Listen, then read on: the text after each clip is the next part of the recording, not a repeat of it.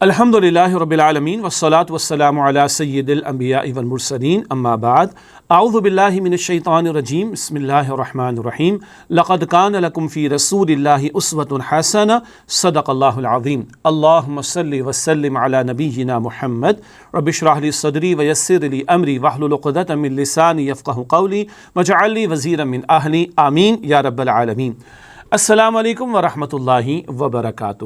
قرآن حکیم کی بہت مشہور آیت کا حصہ تلاوت کیا گیا، سورۃ الاحزاب کی آیت نمبر 21۔ اللہ تعالیٰ نے ارشاد فرمایا لقد کان لکم فی رسول اللہ اسوۃ حسنہ، یقیناً تمہارے لیے رسول اللہ صلی اللہ علیہ وسلم کی زندگی میں بہترین نمونہ موجود ہے۔ ماہ رمضان حضور کے دور میں کیسے گزرتا تھا، اللہ کے رسول کا رمضان کیسا گزرتا تھا، کچھ باتیں یاد دہانی کے لیے۔ دن میں روزہ فرض ہے، رات کا قیام ہے، حضور بھی دن میں روزہ رکھتے تھے، رات کا قیام فرماتے تھے صلی اللہ علیہ وسلم۔ حضور نے سحری کی تلقین فرمائی ہے، افطار کی تلقین فرمائی ہے، سحری اور افطار کے موقع پر دعاؤں کی تلقین فرمائی ہے۔ حضور نبی اکرم علیہ السلام ماہ رمضان کے آخری عشرے کا اعتکاف بھی فرماتے تھے۔ قدر کی رات، شب قدر کی رات جسے ہم اردو میں ترجمہ کریں گے، اللہ کے رسول علیہ السلام نے 21 اور 23 اور 25 اور 27 اور 29 5 طاق راتیں آخری عشرے کی ان میں تلاش کرنے کی ترغیب ہمیں عطا فرمائی ہے۔ ایسے بہت سے اعمال بھی حضور علیہ السلام نے ہمیں سکھائے اور یقیناً وہیں سے سیکھ کے آج ہم بھی عمل کرتے ہیں۔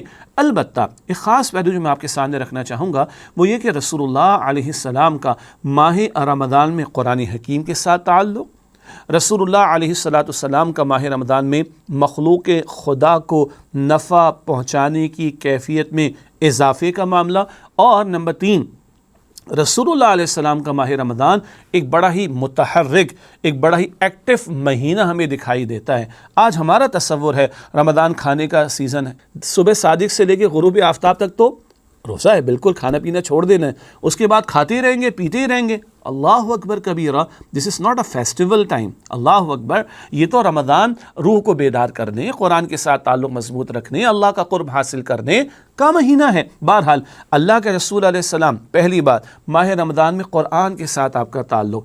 ہر سال جبرائیل علیہ السلام ماہ رمضان میں حضور علیہ السلام کے پاس تشریف لاتے تو رسول اللہ علیہ السلام ان کے ساتھ قرآن پاک کا دور فرماتے۔ یہ گویا کہ وہ ڈیوائن اسکیم کے مطابق قرآن کی حفاظت کا سلسلہ چل رہا ہے، تو قرآن کا دور حضور کا جبرائیل کے ساتھ، تو قرآن کے ساتھ تعلق۔ نمبر 2 حدیث مبارک بخاری شریف میں ہے جس میں یہ ذکر آیا دور کرنے والی بات کا، وہاں پر یہ بھی ذکر آیا کہ جب جبرائیل سے حضور کی ملاقات ہوتی علیہ السلام اور حضور ان کے ساتھ قرآن پاک کا دور کرتے تو حضور کی مخلوق کو نفع پہنچانے والی کیفیت، آج اس کو ہم سوشل ویلفیئر کہتے ہیں، خدمت خلق کہتے ہیں، مخلوق خدا کے کام آنا کہتے ہیں، اینڈ سو آن، اس کیفیت میں تیز رفتار آندھی کی سی تیزی آ جاتی تھی۔ اللہ کی مخلوق کو فائدہ پہنچانا یہ تو حضور رحمت للعالمین ہے، مستقل آپ کی سنت ہے۔ ہمارے لیے کیا ہے؟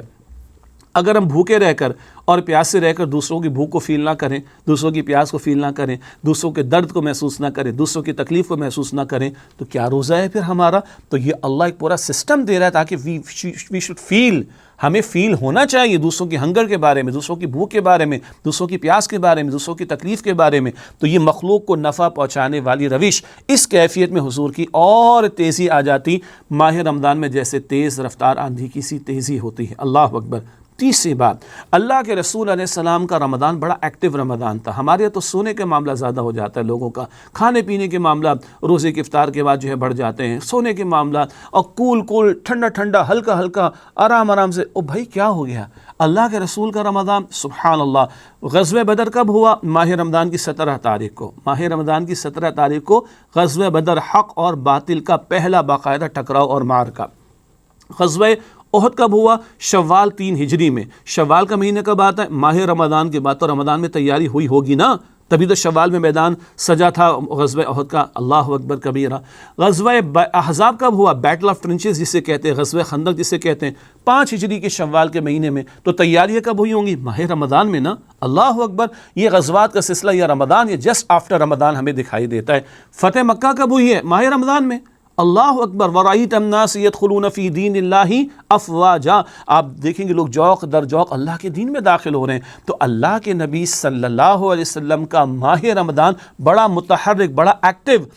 بدر ہے، اس کے بعد احزاب کا موقع ہے، احد کا موقع، یہ شوال کے مہینوں میں، اور فتح مکہ کا موقع ہے، یہ ماہ رمضان میں معاملہ پیش آ رہا ہے۔ تو حضور علیہ السلام کا رمضان تو بڑا متحرک تھا۔ کیا آج ہمارا رمضان ہمارے اندر قرآن حکیم کے ساتھ تعلق کی مضبوطی پیدا کر رہا ہے؟ کہ آج ہمارا رمضان ہمارے اندر اللہ کی مخلوق کو فائدہ پہنچانے کا جذبہ پیدا کر رہا ہے؟ کہ آج ہمارا رمضان ہمارے اندر شہادت کا جذبہ پیدا کر رہا ہے؟ کہ آج ہمارا رمضان ہمارے اندر جہاد فی سبیل اللہ، اللہ کے دین کی محنت، اللہ کے دین کی دعوت، اللہ کے کلمے کی سربلندی، ظلم کا خاتمہ، شرک اور کفر کا خاتمہ، اور عدل کا قیام اور عدل کا نفاذ، اور توحید کے عملی تقاضوں پر عمل ہو، جس کے لیے ہم نے پاکستان لیا تھا؟ کیوں لیا تھا؟ پاکستان کا مطلب کیا؟ لا الہ الا اللہ۔ یہ لا الہ الا اللہ صرف نماز میں کہنے کے لیے نہیں ہے، صرف کلمہ پڑھنے کے لیے نہیں ہے، اللہ کی حاکمیت اللہ کی زمین پر قائم ہو، اس کے لیے بدر سجا تھا، اس کے لیے فتح مکہ ہوئی تھی۔ وَرَأَيْتَ النَّاسَ يَدْخُلُونَ فِي دِينِ اللَّهِ أَفْوَاجًا۔ تو یہ متحرک اور ایکٹیو رمضان تھا رسول اللہ علیہ السلام کے دور میں۔ ہم غور کر لیں ہمارا رمضان کیسا ہے۔ اللہ ہمارے رمضان کو بھی قرآن سے تعلق کی مضبوطی کا ذریعہ بنائے، مخلوق خدا کی نفع رسانی کا ذریعہ بنائے، اور اللہ کے دین کی جد و جہد میں آگے بڑھنے کا ذریعہ بنائے۔ آمین یا رب العالمین۔ وآخر دعوانا الحمد للہ رب العالمین۔ والسلام علیکم ورحمۃ اللہ وبرکاتہ۔